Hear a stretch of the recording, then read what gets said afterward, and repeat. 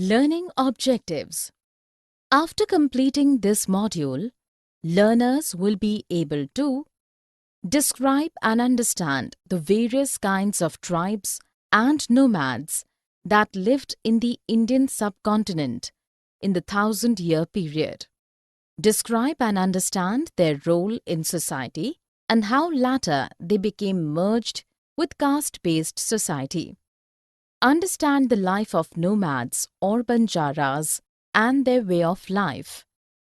Describe and understand the existence of Gonds and Ahoms tribes. Beyond big cities. Tribal societies. In the beginning of the 1,000-year period, the society in many parts of the Indian subcontinent was divided on the basis of Varna. Laid down by the Brahmanas, these social divisions had the rulers' approval and increased the disparity between the rich and poor. Under the Delhi Sultanate and the Mughals, the gap between the social classes widened. At this time, a society of tribes existed on the subcontinent. It was not governed by the division of Varnas, their social rules or rituals, nor was it divided into many unequal classes. Kinship affinity or clan loyalties kept the members of each tribe bonded. A clan is a group of families or households claiming descent from a common ancestor. While most tribes dependent on agriculture for livelihood, some were hunter-gatherers or herders.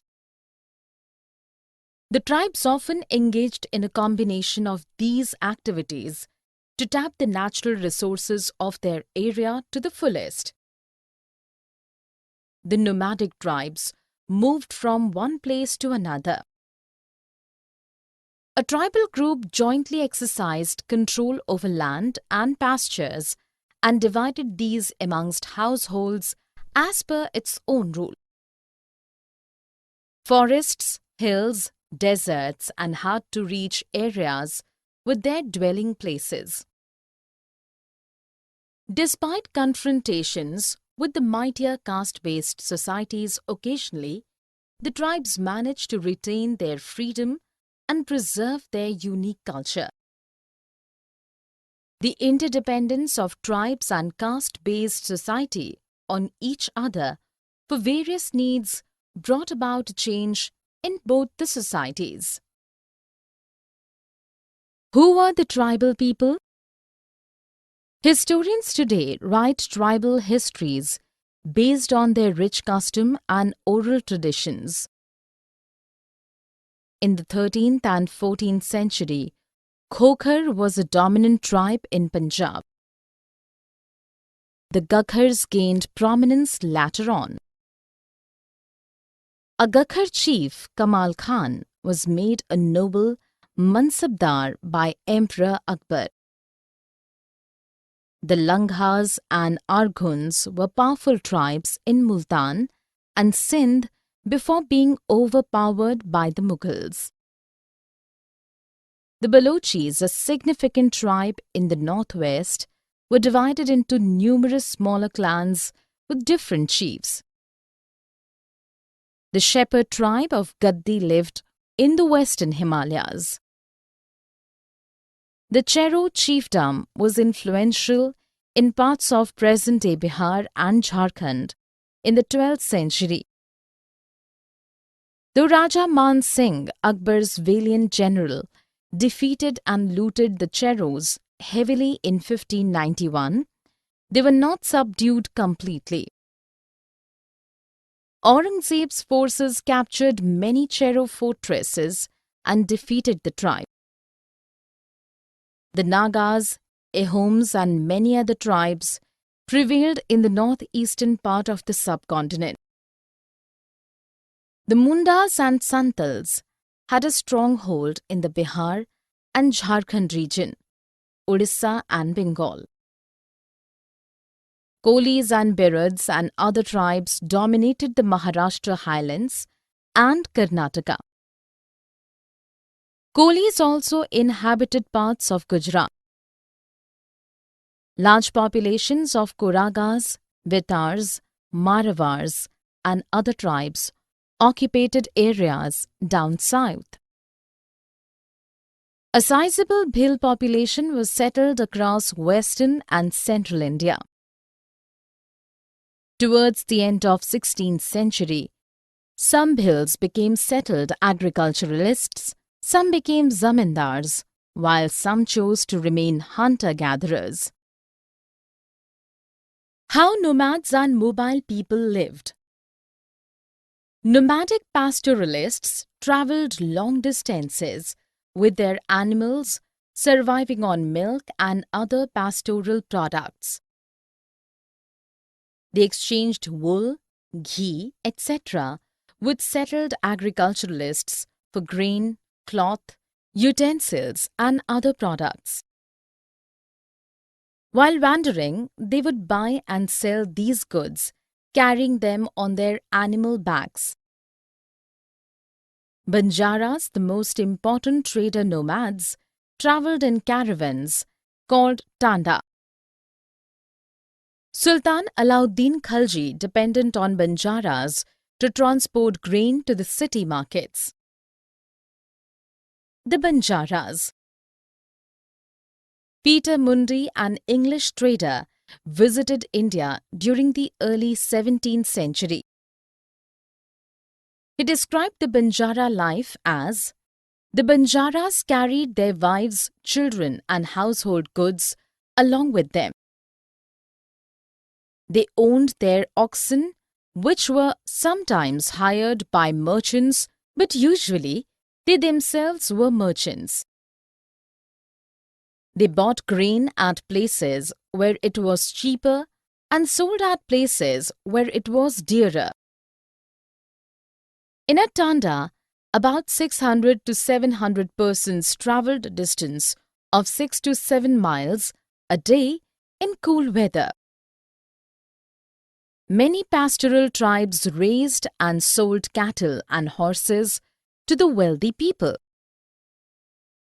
There were small-time peddlers of various castes wandering from village to village and selling wares like ropes, reeds, straw matting and coarse sacks. Entertainers belonging to different castes used to perform in different towns and villages to earn their livelihoods. Changing society, new castes and hierarchies. Expansion of economy and needs of the society generated a demand for people with new skill sets. Smaller castes or jatis came up within varnas. For instance, a new set of castes appeared amongst the Brahmanas. Many tribes, social groups and specialized artisans like smiths, carpenters and mason etc. were recognized as a jati.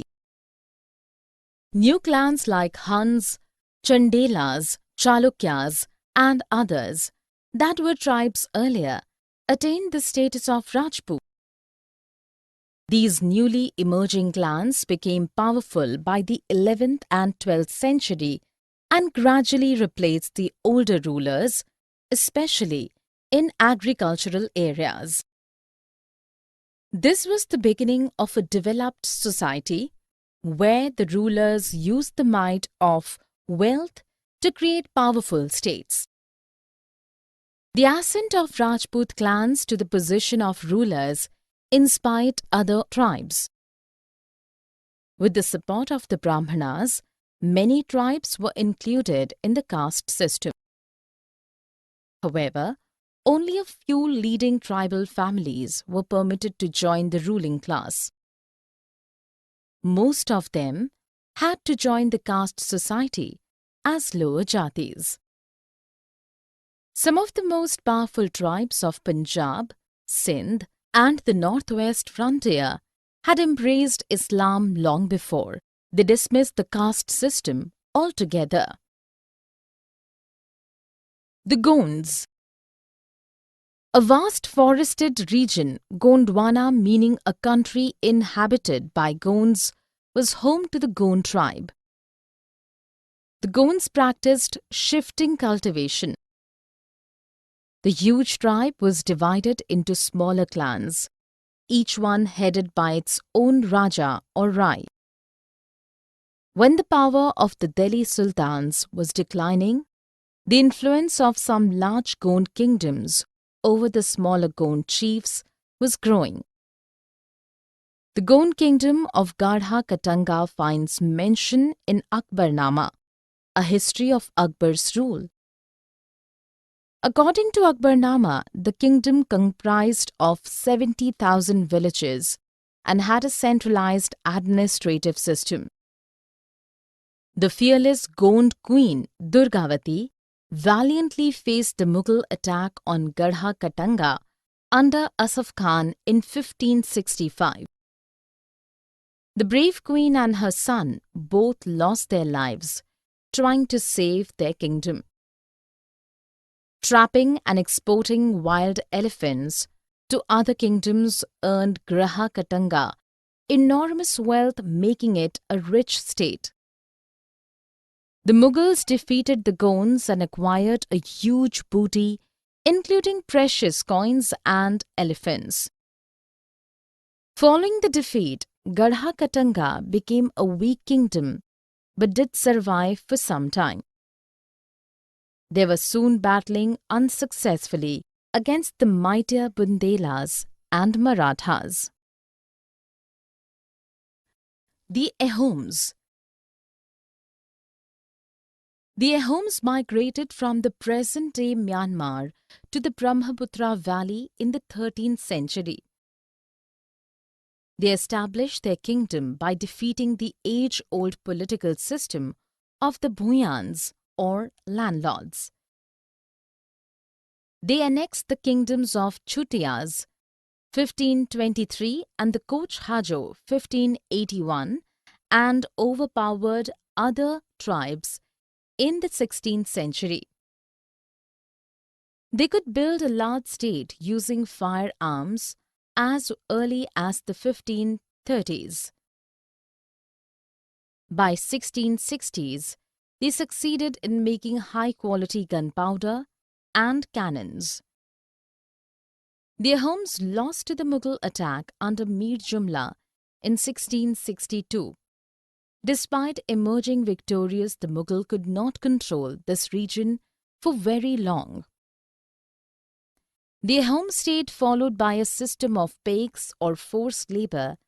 They required each village to send, by rotation, a number of paiks to work for the state.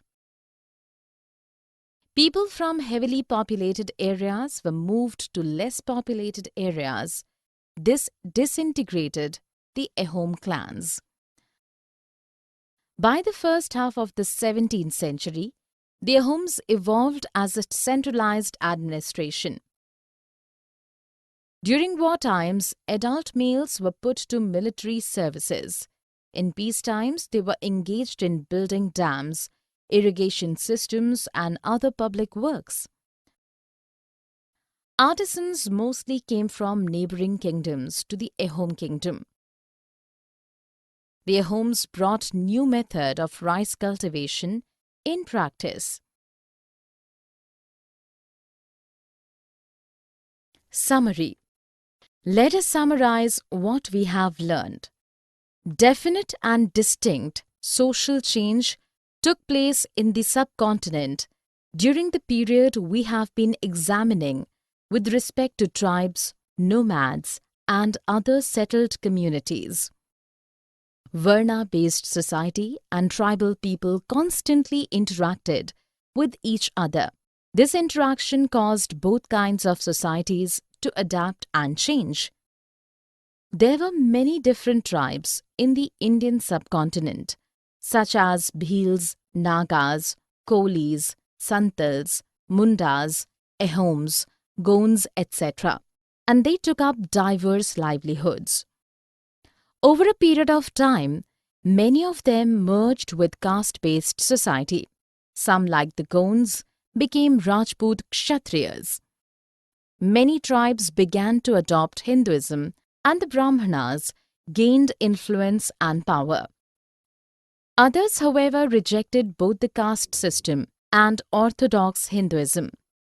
Many tribes in the north accepted Islam as their religion. Some